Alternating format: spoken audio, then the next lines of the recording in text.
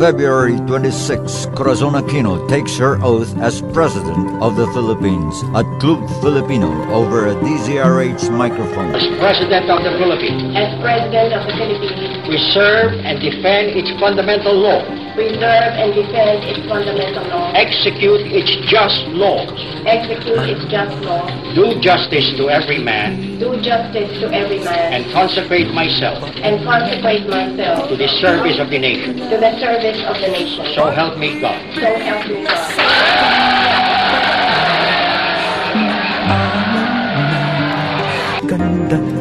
DZRH, recognizing her presidency, works with her in rebuilding the country and defending the newly restored democracy.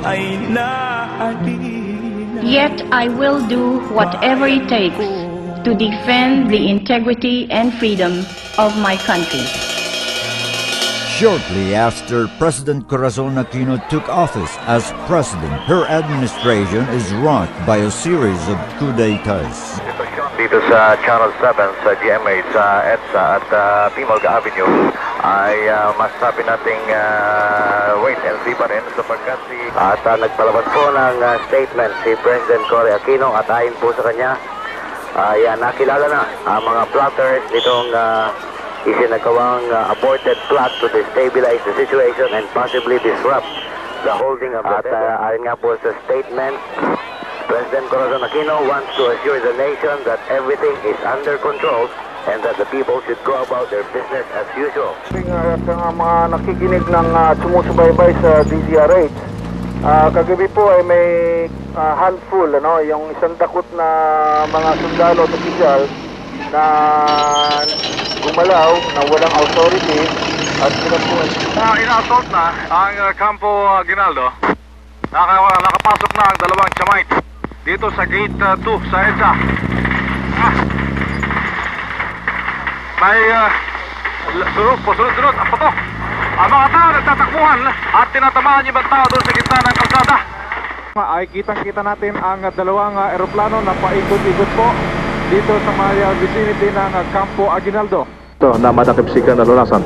Ang pinakamaliit na gagawin namin ay bigyan ng komendasyon ng Armed Forces at ang Integrated National Police sapagkat nalapit natin ang microphone kay Colonel Oscar Floreto para sa karagdagang detalye kaugnay dito sa pagtakas ni Colonel Gringo Punasan. Colonel Gregorio Nasan and his guard were missing. lang ang puso mo pare ko, ganda lang. Sige, go ahead please. Okay, atin po pare Manny dito mismo sa may Villamor Rebesa. Nagbabala po ang punong-puno na 6x6 na pawang naka-full battle gear na dito. Ito na, tumatapat na chopper mismo dito malapit sa mga pinaparadahan, yung mga exits at entrances na hinarangan po ng mga military vehicles. We shall not entertain any offer to negotiate from those who have so shamelessly betrayed the solemn oath of a soldier to defend the Constitution. We leave them with two choices, to surrender or die. DZRH witnessed the first peaceful transfer of power after Marcos, when President Aquino's Defense Secretary Fidel Ramos wins the 1992 election. DZRH extends its full support to the Ramos vision of Philippines 2000, an ambitious dream to make this country into an economic tiger. DZRH supported Ramos in concluding a peace agreement with Miswari and the Moro National Liberation Front. DZRH reporter Milky Rugunan personally witnesses the signing of the document.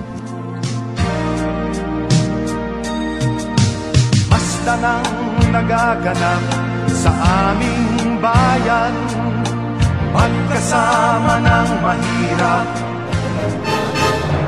Vice President Joseph Estrada is elected president in an overwhelming majority vote.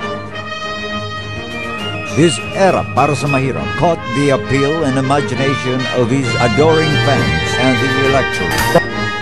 Ang unang makikibahagi sa biyaya mula sa ekonomiya at mula sa pamahalaan.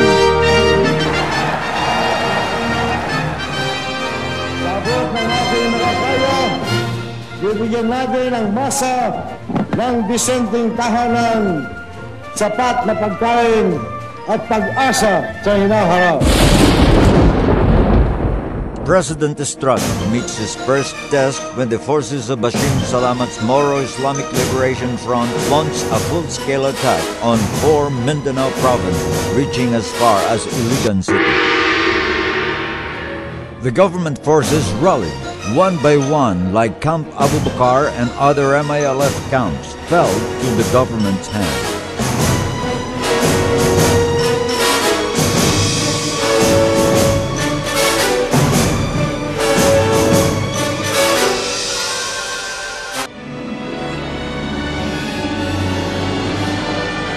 Another challenge to his presidency is the impeachment case in the Senate on the accusations made by Ilocos Sur Governor Luis Chavit Singson on bribery charges. As the pro-Arab senators refuses to allow the opening of the second envelope, a disgusted Davide bangs his gavel and pronounces his decision. No vote, have it. And so the drama begins. EDSA II propelled then Vice President Gloria Macapagal Arroyo to the presidency. Soon the civil society groups responsible in propelling her to presidency has grown less enchanted with her that they demand her ousting. But the most serious threat comes from the pro-Arab groups that staged the EDSA III, which is reported by DZRH reporter Boy Gonzalez.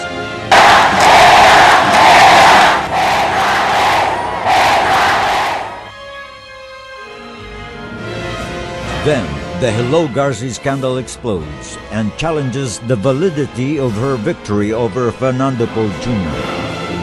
Garcia, ma'am, so will I kill you? Is you have stolen the presidency, not once, but twice! The winds of change blows. DZRH has contributed in its own way in influencing the events that shape our country from the past to the present.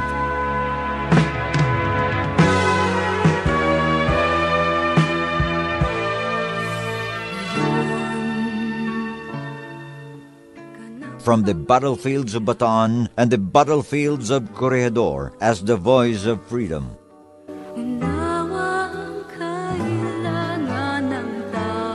To the street parliaments before and during the martial law era. To the heady days of the original EDSA People Power Revolution. EDSA II and EDSA III. To the battlefields of other parts of the country, fighting communist insurgency, Muslim separatist movement, and fundamentalist-inspired terrorism.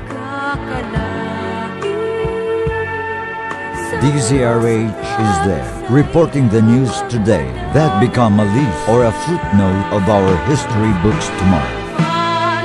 Today, DZRH continues its news and public affairs programs that have influenced decision makers and have shaped public opinions to keep our public officials and politicians in their domes.